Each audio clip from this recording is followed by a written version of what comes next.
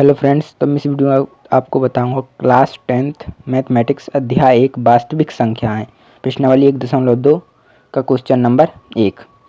तो क्वेश्चन दिया हुआ है, सिद्ध कीजिए कि √5 एक अपरिमेय संख्या है। तो ऐसा क्वेश्चन जब भी दिया रहे तो हमें क्या करना है, सिद्ध करना। अपरिमेय सिद्ध करना है ना, तो हम इसके उल्टा मान लेंगे। अपरिमेय का उल्टा होता है परिमेय। परिमेय संख्या क्या होती है? बटे में जो होती हैं, समझ लीजिए वो परिमेय संख्या होती हैं। बटे में जो संख्या होती है वो परिमेय संख्या। 0 भी एक परिमेय संख्या है। तो √5 को हम अपरिमेय बोलेंगे। जो रूट में रहेंगी वो अपरिमेय है, ये समझ लीजिए आप। तो जो रूट में रहेंगी वो अपरिमेय, जो कट नहीं सकती अंदर। तो इसके विपरीत हम मान लेंगे। अपरिमेय सिद्ध करना, हम परिमेय मान लेंगे। तो माना √5 एक परिमेय संख्या है। ये थोड़ा चल नहीं रहा, मैं ब्लैक पेन से लिखूँगा, आप थोड़ा समझ लेना। तो जब ये परिमेय संख्या है, मैंने बोला क्या परिमेय संख्या ब्रैकेट में होती हैं। तो हम जो भी मानेंगे इसको तो बटे में मानेंगे कुछ भी। तो a/b मानेंगे या QR मान लेंगे, कुछ भी मानेंगे, लेकिन बटे में मानेंगे जो भी मानेंगे। तो हम बटे में मान लिया a/b। तो a और b जो है ना परिमेय संख्या है, इसमें ये एक ऐसी है जो सह-अभाज्य संख्याएं हैं, जहाँ a और b सह-अभाज्य पूर्णांक है या संख्याएं हैं। आप पूर्णांक लिख लेना, मैं संख्या लिख रहा हूँ। सहभाज्य संख्याएं हैं। सहभाज्य संख्याएं क्या होती हैं? जिनका HCF एक रहता है। HCF एक रहता है। आपको HCF नहीं पता तो आप मेरी पीछे वीडियो में जाकर देख सकते हैं 1.1 में। जैसे 13 और 14 का HCF क्या होगा? 1 होगा। मतलब कोई भी चीज़ कॉमन नहीं निकल ले। 13 और 14 में कॉमन निकलेगी क्या कोई सी चीज़? 1 के अलावा कुछ नहीं निकलेगा। तो इसका HCF 1, यानी दोनों सहभाज्य संख्याएं हैं आपस में।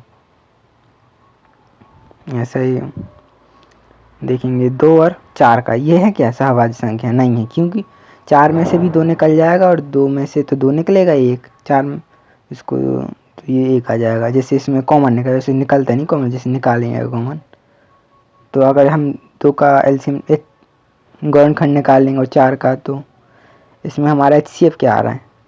जो चीज़ कॉमन रहती है उसको वही HCF होता है। जैसे 2 कॉमन है सब में, तो HCF 2 हो गया। तो ये सहभाज्य संख्या नहीं है, क्योंकि HCF एक से ज़्यादा आया है, सहभाज्य संख्या नहीं है।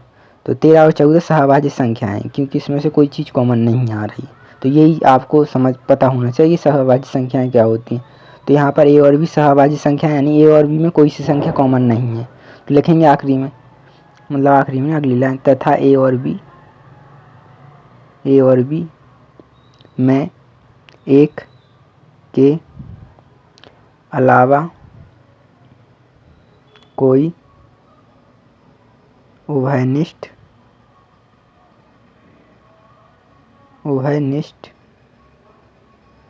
गुणनखंड नहीं है। वही मैंने बोला जो अभी बोला, HCF यानी ये आ रहा ना, तो वही हमारा वो मतलब उभयनिष्ठ गुणनखंड भी होगा। उभयनिष्ठ गुणनखंड और HCF एक ही रहता है, ये समझ लीजिए। HCF जैसे एक आना चाहिए, ऐसे ही उभयनिष्ठ गुणनखंड भी एक ही है। इसमें उभयनिष्ठ गुणनखंड क्या है? जैसे कि 13/14 है, इसमें उभयनिष्ठ गुणनखंड क्या है? एक ही है, मतलब कट नहीं रही, तो संख्या तो एक है मतलब। तो मैं अगली लाइन लिखूँगा। अब हमें क्या इसका पक्षांतर करना, आप पक्षांतर लिख लेना, मैं लिख नहीं रहा पक्षांतर करने पर तो हम b का पक्षांतर करेंगे। तो ये थोड़ा b का पक्षांतर किया हमने, तो √5 के गुणा में आ गया b। तो b √5 बराबर a। तो गुणा हम लिखते नहीं, इसलिए अब लिखेंगे हम वर्ग करने पर, दोनों साइड का वर्ग करने पर। तो b का वर्ग b², √5 का वर्ग करेंगे तो रूट से वर्ग कट जाएगा, तो 5 बचेगा, ऐसे a² हो जाएगा। ए का वर्ग करेंगे। अब हम क्या करें, देखिए यहाँ पर 5 b² की किस में गुणा में है। अगर हम इसका पक्षांतर करते हैं तो a के बटी में आ जाएगा। तो इस हम लिख सकते हैं 5 a से विभाजित होता है, विभाजित 5a² को विभाजित करता है, आप यही लिख दीजिए। हाँ, 5a² को विभाजित करता है। अगर ये यहाँ गुणा में इसको पक्षांतर करेंगे तो बटे में आ जाएगा, यानी ये बटे में आ रहा है तो 5a², 5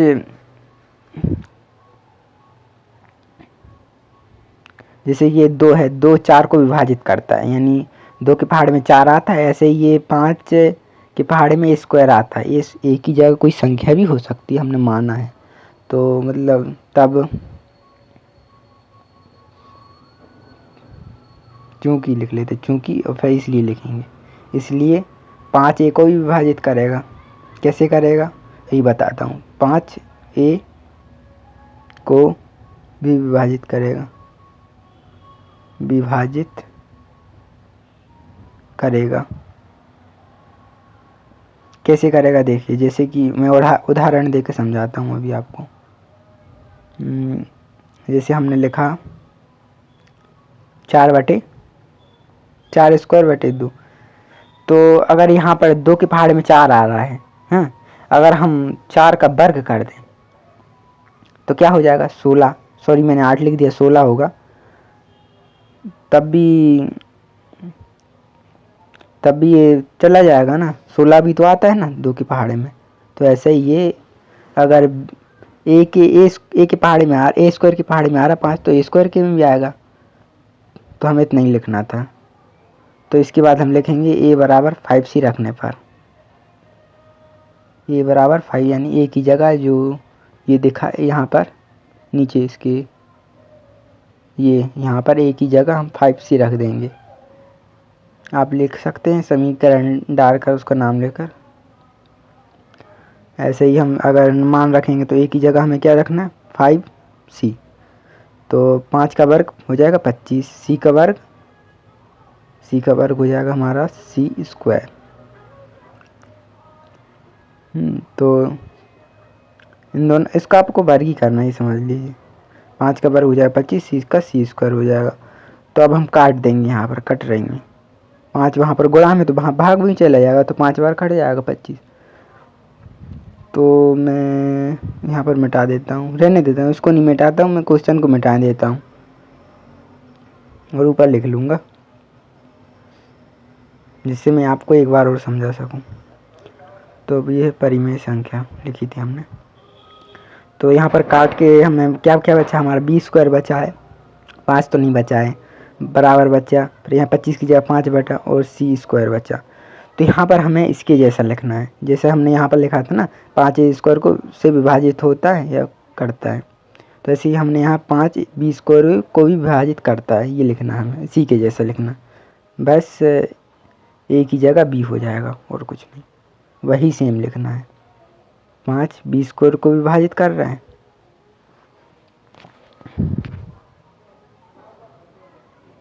करता है, तब 5b को विभाजित करेगा,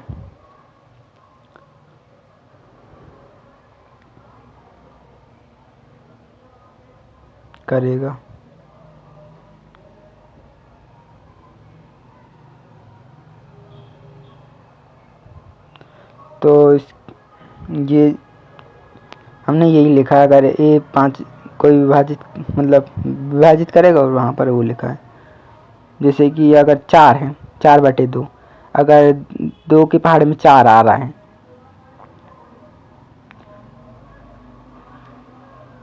तो ये 2 4 से विभाजित हो रहा है।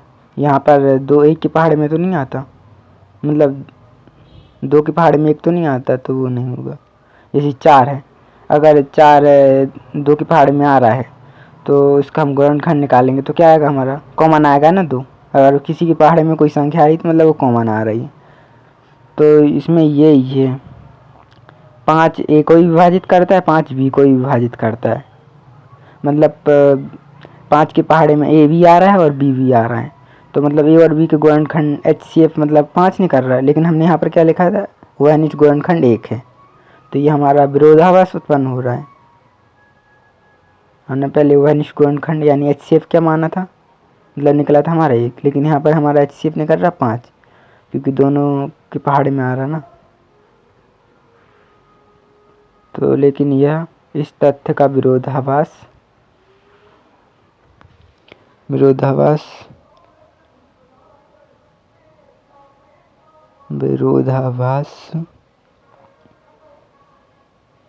है जो हमने माना था तथ्य, अतः सिद्ध होता है कि √5 एक अपरिमेय संख्या है। आखिरी में ये लिख लेना और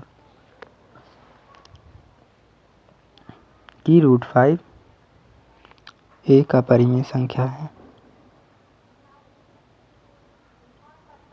अगर आपको समझ में नहीं आ रहा तो मैं अगली वीडियो में भी समझाऊंगा। एक बार में ये वाले क्वेश्चन समझ में नहीं आते।